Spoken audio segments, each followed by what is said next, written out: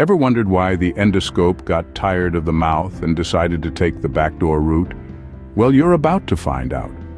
Our journey begins in the early 19th century with a brave soul named Philip Bozzini. Armed with a primitive endoscope, the likes of which would make a drinking straw seem high-tech, he pioneered the first recorded endoscopy in 1806. He was quite literally exploring new depths. But don't worry, we've come a long way since then.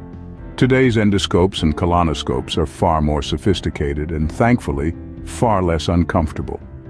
Imagine if we were still using Bozzini's contraption today. You'd probably choose a root canal over a colonoscopy. But let's not forget the real hero here, the endoscope, always ready to go where no man or woman has gone before. So, next time you're having a bad day, just remember, at least you're not undergoing a colonoscopy with an 1800s device. In the 1960s, endoscopy and colonoscopy decided to get a major facelift, or should I say, tube lift. The era saw the introduction of flexible endoscopes. Now, instead of a rigid rod, doctors had a flexible friend, making the procedure a little less rigid. Then came the 1980s, when video technology decided to crash the party.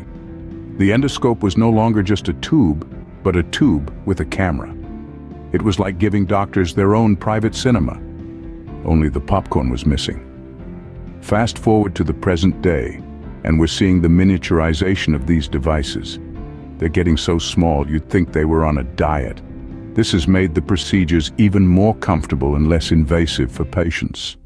From a device that looked like a medieval torture tool, we've come to a sleek, high-tech gadget. Talk about an upgrade. They say that an apple a day keeps the doctor away, but a colonoscopy every 10 years. That's a whole new level of prevention. Now, jokes aside, routine exams like physicals, colonoscopies, and endoscopies are akin to your body's annual MOT. They help detect potential health issues early when they're most treatable. Let's take colonoscopies, for instance. They're like that awkward family reunion where your quirky Uncle Bob does a surprise visit. In this case, Uncle Bob is any potential health issue lurking in your colon. The sooner you spot him, the better. Similarly, endoscopies are like a Sherlock Holmes investigation, exploring your digestive tract for any signs of trouble and catching them before they become big problems.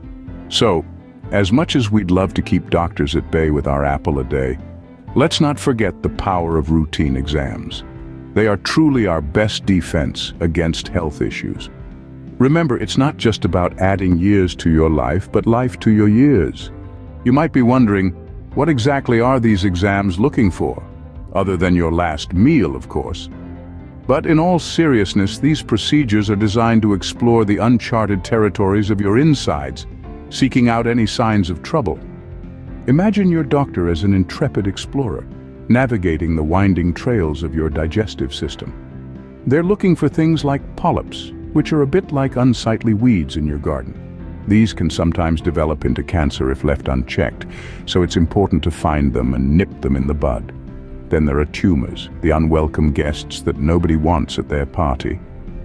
Ulcers, too, are on the guest list, along with inflammation and other abnormalities that have no business being in there. So, if you've ever fancied a bit of inner space exploration, these exams are the way to go. They might not be a walk in the park, but they're a heck of a lot better than the alternative. So stay on top of your health, and don't give your doctor a reason to say, "I told you so."